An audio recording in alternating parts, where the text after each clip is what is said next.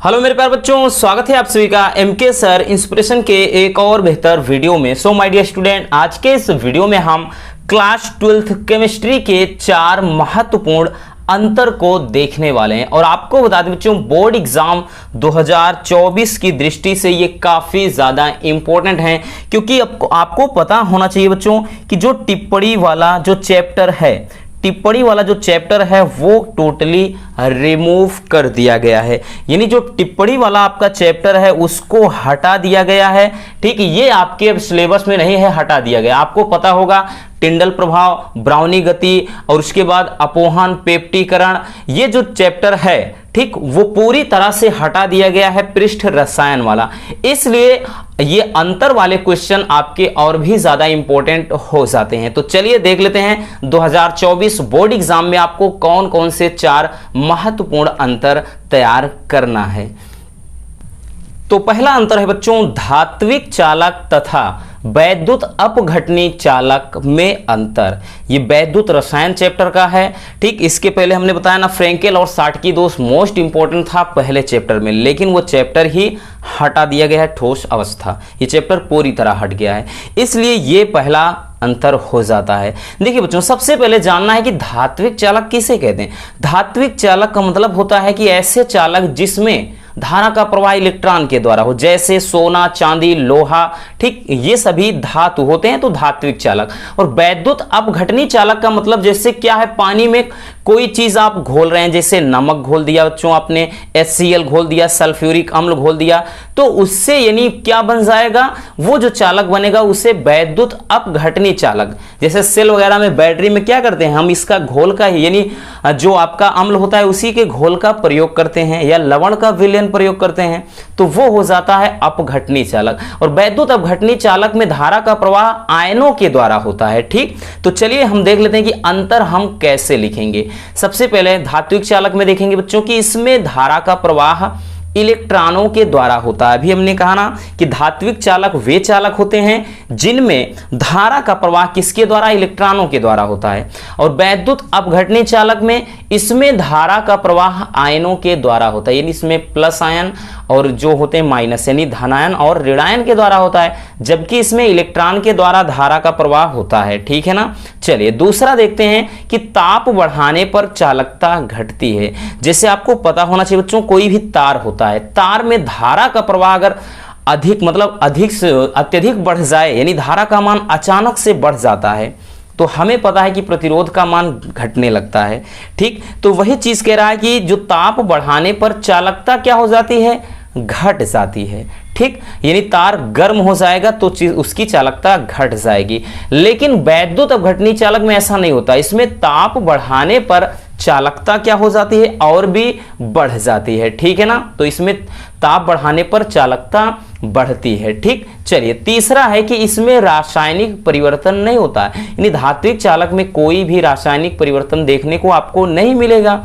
और जबकि क्या होता है, वैद्युत अपघटनी चालक, इसमें रासायनिक परिवर्तन होता है। ठीक, चलिए अगला देख लेते हैं कि ये ठोस तथा द्रव दोनों अवस्थाओं में चालन का कार्य करते हैं। यानी जो धात्विक चालक हैं, जब ठोस अवस्था में रहेंगे बच्चों तब भी धारा का प्रवाह होगा, और उसके बाद जब ये द्रव अवस्था में होंगे तब भी धारा का प्रवाह होगा। लेकिन जो वैद्युत अपघटनी चालक होते हैं ये केवल द्रव अवस्था में ही चालन का कार्य करते हैं। जैसे लाइक दैट आपको पता होगा साल्ट या नमक, तो नमक में बच्चों जब तक सूखा नमक रहेगा उसमें धारा का प्रवाह नहीं होगा, जैसे ही आप उसे जल में घोल देंगे धारा का प्रवाह शुरू हो जाएगा। तो ये केवल द्रव अवस्था में ही, यानी लिक्विड फॉर्म में ही क्या करते हैं, चालन का कार्य करते हैं। ठीक, चलिए तो इसको स्क्रीनशॉट कर लीजिए बच्चों। उसके बाद हम देख लेते हैं अगला अंतर। चलिए अब हम देख लेते हैं बच्चों दूसरा अंतर। दूसरा जो अंतर है, अभिक्रिया की कोटि तथा आणविकता में अंतर। This is the most important question है, बहुत ही ज्यादा इंपॉर्टेंट है रसगुल्लों। कुछ भी पूछे या ना पूछे, हर साल पूछा जाने वाला जो क्वेश्चन है, अभिक्रिया की कोटि तथा आणविकता में अंतर। काफी ज्यादा इंपॉर्टेंट ये क्वेश्चन है बच्चों, बहुत ही ज्यादा पूछा जाता है, इसलिए इसको अच्छे से हम देख लेते हैं। देखिए अभिक्रिया की कोटि और आणविकता। कोटि क्या है, हमने बताया था अभिकारक की सांद्रता की जो घात का योग होता है वो कोटि है, और आणविकता क्या करता है, इसमें उपस्थित यानी क्या करता है, जो भी अभिक्रिया में भाग लेने वाले अणुओं की संख्या होती है वो आणविकता होती है। ठीक, तो यही दोनों में क्या अंतर है उसको चलिए हम देख लेते हैं।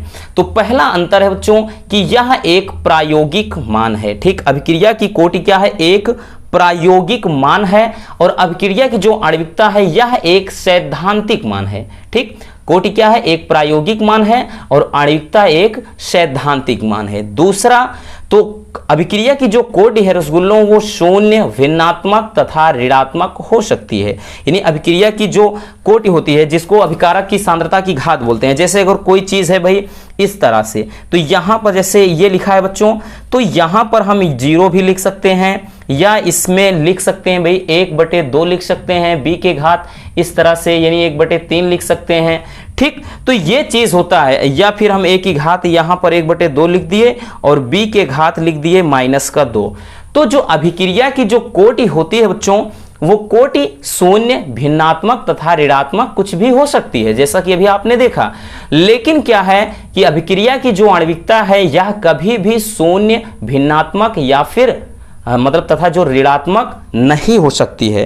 ठीक, यानी ये एक पूर्णांक संख्या होगी, बस इतना याद रखना कि अभिक्रिया की जो आणविकता होती है एक पूर्णांक नंबर होता है, हमेशा एक पूर्णांक संख्या होती है, ये कभी भी शून्य, भिन्नात्मक या फिर ऋणात्मक नहीं हो सकती है। ठीक, चलिए अब हम देख लेते हैं तीसरा कि अभिक्रिया की जो कोटि है यह वेग तथा अभिकारक की सांद्रता में संबंध को बताती है। यानी अभिक्रिया के जो वेग और अभिकारक की सांद्रता के संबंध को बताती है। ठीक, और यह अभिक्रिया में भाग लेने वाले अणुओं की संख्या को बताती है। जैसे हमने आपको पहले ही बताया कि अभिक्रिया की जो आणविकता होती है ये अभिक्रिया में भाग लेने वाले अणुओं की संख्या को बताती है। ठीक है ना, चलिए अब हम देख लेते हैं अगला अंतर कि अभिक्रिया की जो कोटि है यह अभिक्रिया के वेग को प्रभावित करने वाले अणुओं की संख्या को दर्शाती है। यानी अभिक्रिया के वेग को प्रभावित करने वाले अणुओं की संख्या को बताती कौन है, कोटि। और जबकि जो आणविकता है यह अभिक्रिया में प्राथमिक पद में भाग लेने वाले अणुओं की संख्या को दर्शाती है। तो ये आपका बहुत ही ज्यादा इंपॉर्टेंट है, फिर से बोल देते हैं बच्चों, आपका रासायनिक बल गतिकी इस चैप्टर का मोस्ट इंपॉर्टेंट अंतर है, इसलिए इसको अच्छे से तैयार कर लेना। चलिए इसको स्क्रीनशॉट कर लीजिए, उसके बाद बच्चों हम देख लेते हैं अगला अंतर। चलिए अब हम देख लेते हैं डीएनए तथा आरएनए में अंतर। अगर हम बात करें बच्चों इसके बीच में भौतिक अधिशोषण, रासायनिक अधिशोषण ये भी अंतर था, लेकिन ये चैप्टर हटा दिया गया है। यानी जिसमें टिप्पणी थी हमने बताया पहले ही आपको कि जो पृष्ठ रसायन है वो चैप्टर हटा दिया गया है। तो ये लास्ट चैप्टर का है, ठीक, जो जैव अणु वाला, इसमें डीएनए तथा आरएनए मोस्ट इंपॉर्टेंट, ये भी बच्चों आपका अंतर हो जाता है, इसलिए इसको भी हम इग्नोर बिल्कुल नहीं कर सकते हैं। तो डीएनए यानी डीऑक्सीराइबोज न्यूक्लिक एसिड और आरएनए मतलब राइबोज न्यूक्लिक एसिड, इसका फुल फॉर्म भी पूछा जाता है, इसलिए याद रखना। ठीक, डीएनए यानी डीऑक्सीराइबोज न्यूक्लिक एसिड और आरएनए यानी राइबोज न्यूक्लिक एसिड, जो बायोलॉजी वाले हैं उनको तो पता ही होगा। तो चलिए देख लेते हैं बच्चों कि डीएनए और आरएनए में क्या अंतर होता है, क्योंकि ये बायोलॉजी में है तो बायोलॉजी वालों को थोड़ा बेनिफिट मिल जाएगा। देखिए डीएनए जो होता है इसमें डीऑक्सीराइबोज शर्करा उपस्थित होती है। ठीक, डीएनए में डीऑक्सीराइबोज शर्करा पाई जाती है, और आरएनए जो होता है बच्चों इसमें राइबोज शर्करा पाई जाती है। ठीक, और डीएनए में थायमीन क्षार होता है। देखिए वैसे बच्चों 4 क्षार होते हैं, प्यूरिन और पिरिमिडीन करके अलग अलग, यानी एडेनिन, ग्वानिन, साइटोसिन और थायमीन। तो एडेनिन, ग्वानिन, साइटोसिन तो इन दोनों में होते हैं। ठीक, यानी जो आपका अगर हम बात करें बच्चों एडेनिन, ग्वानिन, साइटोसिन, ठीक, ये तीनों दोनों में पाए जाते हैं, इनमें और इनमें। लेकिन जो डीएनए होता है उसी में क्या होता है, थायमीन क्षार होता है, और जो आरएनए होता है उसमें यूरेसिल क्षार हो जाता है। ठीक है ना, तो वही लिखेंगे कि इसमें थायमीन क्षार होता है और इसमें यूरेसिल क्षार। बाकी तो जो तीनों होते हैं ये दोनों में क्या वही होते हैं, यानी एडेनिन, ग्वानिन, साइटोसिन दोनों में पाए जाते हैं। जो चौथा क्षार होता है थायमीन इसमें होता है और इसमें थायमीन की जगह यूरेसिल होता है। बहुविकल्पी भी हर साल पूछा जाता है इस चैप्टर का, ठीक, ये यूरेसिल और थायमीन से रिलेटेड। चलिए अगला देख लेते हैं बच्चों अंतर कि यह केंद्रक में पाया जाता है, यानी डीएनए जो होता है ये केंद्रक में उपस्थित होता है, और जबकि जो आरएनए होता है बच्चों ये कोशिका द्रव्य में पाया जाता है। ठीक, नेक्स्ट देखते हैं कि इसकी जो संरचना होती है द्विकुंडलित होती है, यानी जो डीएनए होता है बच्चों वो कुछ इस तरह से होता है। ठीक, इसकी स्ट्रक्चर कुछ ऐसे होती है। ठीक, और जबकि आरएनए है तो वो हमेशा एकल सूत्री होता है। ठीक, तो वही लिखेंगे कि इसकी जो संरचना है वो द्विकुंडलित होती है, जबकि आरएनए में क्या लिखेंगे, इसकी संरचना एकल सूत्री होती है, यानी एकल कुंडलित होती है। ठीक, चलिए अगला देख लेते हैं कि इसका निर्माण लाखों न्यूक्लियोटाइड से होता है, यानी जो डीएनए होता है ये लाखों न्यूक्लियोटाइड से बनता है, और जो आरएनए होता है इसका निर्माण हजारों न्यूक्लियोटाइड से होता है। ठीक, तो ये रहे 5 इसके अंतर। बहुत सारे और भी अंतर हैं लेकिन जो प्रमुख हैं वो हमने लिख दिया है। तो चलिए इसको भी स्क्रीनशॉट कर लीजिए बच्चों। उसके बाद अब हम देख लेते हैं नेक्स्ट अंतर। चलिए अब हम देख लेते हैं बच्चों अगला अंतर। अगला जो अंतर है ग्लूकोज तथा फ्रक्टोज में अंतर, 2022 में पूछा गया क्वेश्चन है।